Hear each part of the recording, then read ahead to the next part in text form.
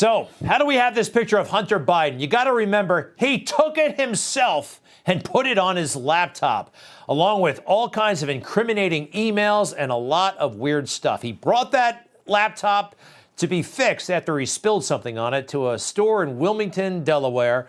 He forgot about it. He left it there. This was never hacked. This wasn't stolen. It was rightfully the property of the Mac store owner, and he turned it over to the FBI and ultimately Rudy Giuliani.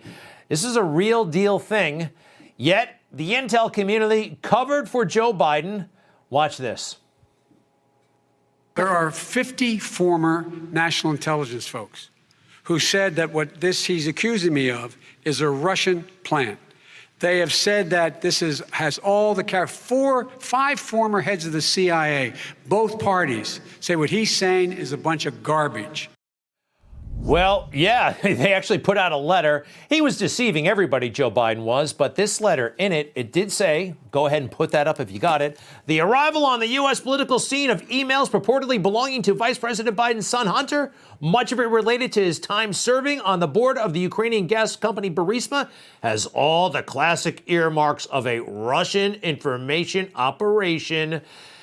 Well, folks, that's not true, and they knew it. And now we know it. Those who signed that letter were lying. And we'd love to get the reaction from Rick Grenell, former U.S. ambassador to Germany, former acting director of national intelligence, and a very close ally of President Trump.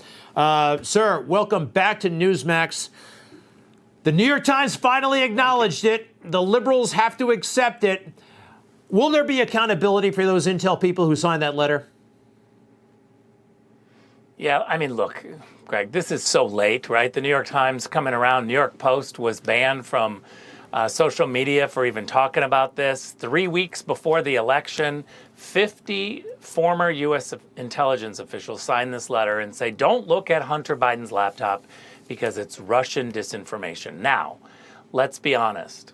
They didn't have a single piece of evidence, no raw intelligence, no assessed intelligence. This was made up. There was no report. They didn't see a thing.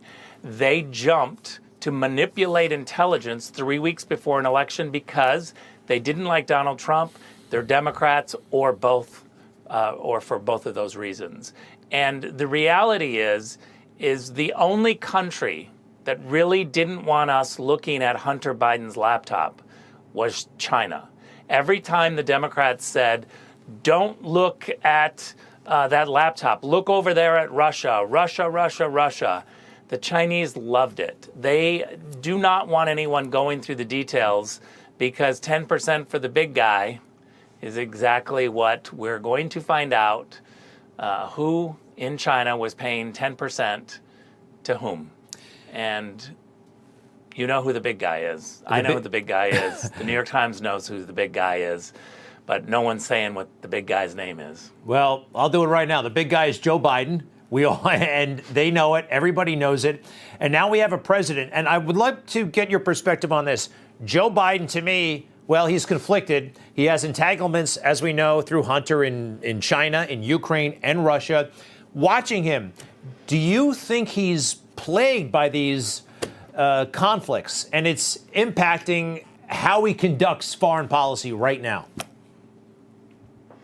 I mean, I think the key word that you asked in that question was plagued. Is he plagued? No, I don't think he's bothered one bit.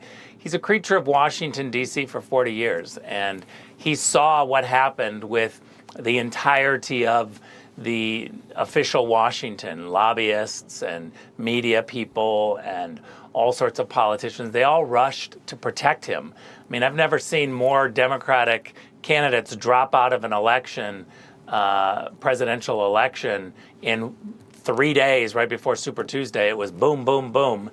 And you know something was in the background, something like a Barack Obama saying, everybody's out, it's going to Joe, Puppet Joe, and Barack Obama needs a third term. I mean, this is exactly what was happening. We all know that. And so I don't think Joe Biden is bothered. I think he actually likes being protected by Washington. Right now, he needs to be protected by the ruling party and the reporters who salute to the ruling party. Well, I have a feeling, I don't know, look, they may indict Hunter Biden. That could happen, and that would mean bad things, I think, for Joe. Hey, by the way, the media, let's not forget them. They covered for Joe Biden. They covered this up, and it happened even on the biggest stage in the world, the debate stage. The whole country was watching. Kristen Welker shut down conversation about the laptop from hell. Take a look. There are 50 former national intelligence folks who said that what he's accusing me of is a Russian plant. They have said that this has all the five former heads of the CIA, both parties, say what he's saying is a bunch of garbage. Nobody believes it except his and his good friend Rudy Giuliani. You mean the laptop is now another Russia hoax? That's exactly what. Is this that's where you're exactly going? what. This is told. where he's going.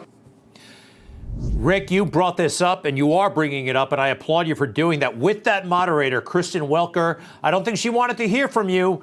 You're raising questions that are very thorny, and she blocked you on Twitter. You want her held accountable. You know some of these journalists pretty well. Are some of them expressing any embarrassment to you that they covered this up? You would be so surprised at how many New York Times reporters, Washington Post reporters, they all direct message me or contact me and scramble. They're all scrambling right now to say, oh, gosh, that's terrible. I kind of thought that was not Russian propaganda. The problem with official Washington when they do that is that they're full of it. I've been through it too many times. They want to pretend to be distancing themselves. They do it privately, but they would never do it publicly. Because we know that they are all for the ruling party. The reason why it's important for the moderator to get some attention here is because she's picked as somebody who's supposed to be completely unbiased. But NBC told her that this story should be pushed aside because it was Russian disinformation. And, Natasha Bertrand broke this story at Politico, and just so happens Natasha Bertrand is now at CNN. Hey, let's not forget Wallace and legions of others who covered this sensitive issue for the Bidens and others and just brushed it under the rug. Rick, I have a feeling things will be exposed. They are being exposed, and that's going to continue. Rick Grenell, we thank you very much, former acting director of national intelligence. To be continued, sir. Thanks again.